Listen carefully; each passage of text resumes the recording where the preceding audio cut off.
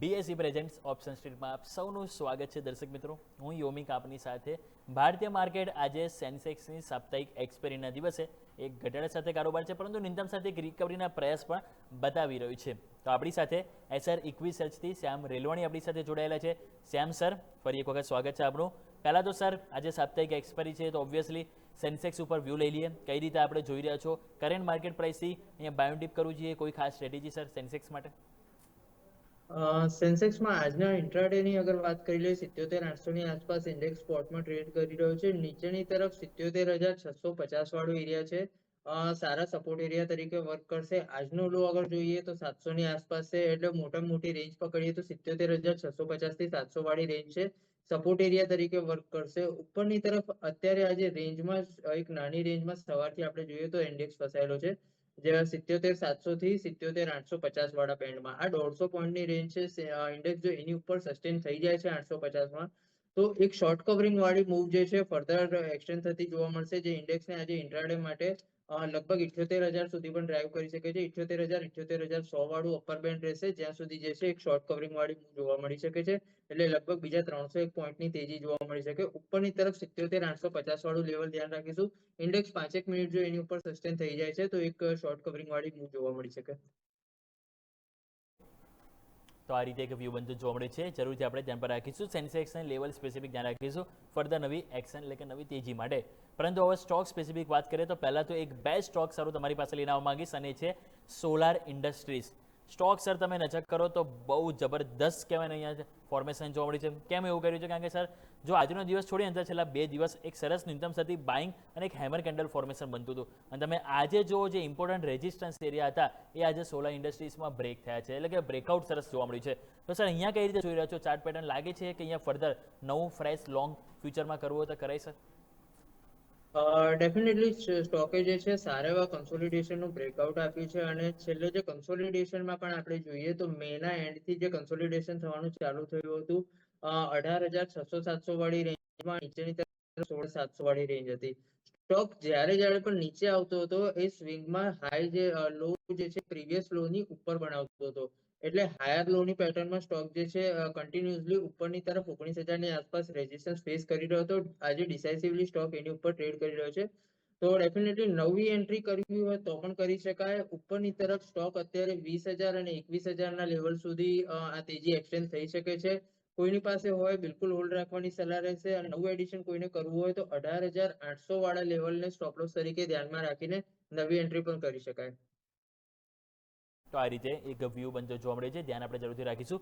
Next counter વાત કરીએ તો ટાટા મોટર્સ પેસેન્જર વ્હીકલ એટલે કે TMPV. અહીંયા તમે જો સરસ 2% તેજી જોવા મળી છે, અને ઓલમોસ્ટ ડે હાઈની નજીક જ સ્ટોક કારોબાર જોવા મળી રહ્યો છે. અત્યારે 350 નજીક આપણને બીએસસીમાં કારોબાર જોવા મળે છે. 351.60 રૂપિયા હાઈ બન્યા છે. આ સ્ટોક સર તમને કેવો લાગી રહ્યો છે? ઓટોમાં કરંટ માર્કેટ પ્રાઇસથી વ્યૂ આપનો કઈ રીતે જોઈ રહ્યા છો સર? સ્ટોકની અંદર વાત કરીએ, 353 ની આસપાસ એક નાની હર્ડલ છે. ક્લોઝિંગ બેઝિસ ઉપર સ્ટોક 353 ની ઉપર ક્લોઝ આવી જાય તો નવી એન્ટ્રી માટે બિલકુલ ધ્યાન રાખી શકાય. ઉપરની તરફ 360-365 વાળા ઝોન સુધી સ્ટોકમાં મોમેન્ટમ આવી શકે છે. 353 ની ઉપર એન્ટર થઈએ તો નીચેની તરફ એસએલ રહેશે આપણો 345 રૂપિયાનો. ઓકે, તો આ રીતે જરૂરથી જેમ સર કીધું પણ સ્ટોપ લોસને ધ્યાન પર રાખીને અહીંયા વ્યૂ આપણે બનાવીશું. નજર કરીએ તો બીજા જે એક NBFC સ્ટોકમાં પણ જબરદસ્ત તેજીનો માહોલ છે. શ્રીરામ ફાઇનાન્સ, એમાંથી સર તમારી પાસે હું ચર્ચા કરવા માંગીશ. આજે તમે જુઓ તો અહીંયા પણ કહેવાય ને એક સારું પોઝિટિવ મોમેન્ટમ આપણને જોવા મળ્યું છે, અને અહીંયા પણ ઓલમોસ્ટ 2%થી વધુની તેજી સ્ટોકમાં જોવા મળી રહી છે. તો સર, શ્રીરામ ફાઇનાન્સ 1140 રૂપિયા આજુબાજુ હાલ આપણને કારોબાર જોવા મળી રહ્યો છે. કઈ રીતે જોઈ રહ્યા છો સર આ સ્ટોકમાં? લાગે છે કે ચાર્ટ સેટઅપ પોઝિટિવ છે? ફ્યુચર્સમાં શું નવું ફ્રેશ લોંગ કરવું હોય તો કરાય sir? Chart pattern definitely positive છે, પણ એક કન્સોલિડેશન રેન્જમાં છે. સ્ટોકમાં ઉપરની તરફ 1152-55 વાળો ઝોન છે, નાની હર્ડલ તરીકે ફેસ થઈ શકે છે. અહીંથી લગભગ 12 રૂપિયા બીજી આવવા દઈશું. સ્ટોક 1% જેવો બીજો ઉપરની તરફ સસ્ટેન થઈ જાય તો પછી ડેફિનેટલી એમાં નવી એન્ટ્રી લઈ શકાય, અને ઉપરની તરફ જે છે બીજા 4-5% મૂવ જે છે એક્સપેક્ટેડ છે. એટલે 1150 ની ઉપર આપણે અગર એન્ટ્રી લઈશું તો 1200 રૂપિયાના ટાર્ગેટને ધ્યાનમાં રાખીને ડેફિનેટલી નવી એન્ટ્રી માટે લઈ શકાય. 1150 ની ઉપર એન્ટ્રી રહેશે તો 1120 નો એક એસએલ રહેશે. વાળો એરિયા છે, જેને આપણે ધ્યાન પર રાખીશું ફર્ધર ફ્રેશ લોંગ કરવા માટે. જે રીતે મોમેન્ટમ જોવા મળી છે, અમુક સ્ટોક એવા પણ છે કે જ્યાં પ્રોફિટ બુકિંગ છે. અને મારે વાત કરવી છે પહેલાં જે બે રીતે તમે જો છેલ્લા 2 દિવસથી મેટલ કાઉન્ટર જબરદસ્ત તેજીની ચમકમાં. આજે થોડુંક સિલેક્ટિવ સ્ટોક તમે જો પ્રોફિટ બુકિંગમાં જોવા મળે છે અને એમાંથી હિન્ડાલ્કો ઇન્ડસ્ટ્રીઝ. તો અહીંયા તમે જો સ્ટોક આજે ઓલમોસ્ટ 3.25% તૂટ્યો છે. તો આ ઘટાડાને કઈ રીતે આપણે એક્યુમ્યુલેટ કરીશું સર? હિન્ડાલ્કોમાં વાત કરીએ નીચેની તરફ આ એક કરેક્ટિવ મૂવ જ છે. હવે કરેક્ટિવ મૂવ ક્યાં સુધી આવે છે આપણે જોવાનું રહેશે, કેમ કે ચાર્ટ ઉપર જે છે કરેક્ટિવ મૂવની વાત કરી લઈએ તો પહેલું લેવલ આવે છે 1025 ની આસપાસ, સેકન્ડ લેવલ આવે છે 1000 ની આસપાસ. મેટલ સ્ટોક જે રીતે વોલેટાઇલ હોતા હોય છે, વોલેટાલિટીમાં 4 થી 5% મૂવ આવી આમના માટે નોર્મલ છે. તો નીચેની તરફ ધ્યાન રાખીશું 1025 ની આસપાસ સ્ટોક કઈ રીતે રિએક્ટ કરે છે. જો ત્યાંથી રિવર્સલ નથી બતાવતું તો 1000 ની આસપાસ જે છે નવી એન્ટ્રી માટે આપણે રાહ.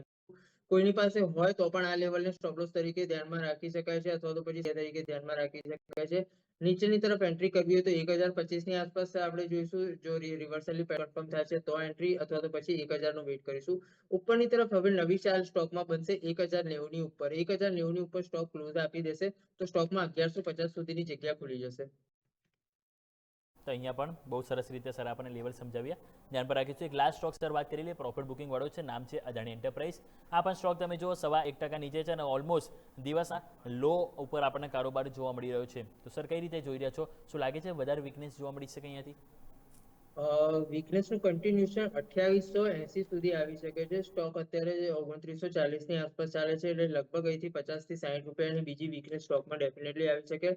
એ એરિયાની આસપાસ સ્ટોકે પ્રીવિયસલી સપોર્ટ લીધેલો છે. જો એ એરિયામાં સપોર્ટ નથી મળતો સ્ટોકને તો ફર્ધર સેલ ઓફ આવતું જોવા મળી શકે છે, જે સ્ટોકને 2750 વાળી રેન્જ સુધી પણ લઈ જઈ શકે છે. એટલે કોઈની પાસે હોય તો આ લેવલને એક એસએલ તરીકે પણ ધ્યાનમાં રાખી શકાય. 2880 ની નીચે સ્ટોક અગર ક્લોઝ કરે છે તો એક વખત એક્ઝિટ કરવું હોય તો પણ કરી શકાય.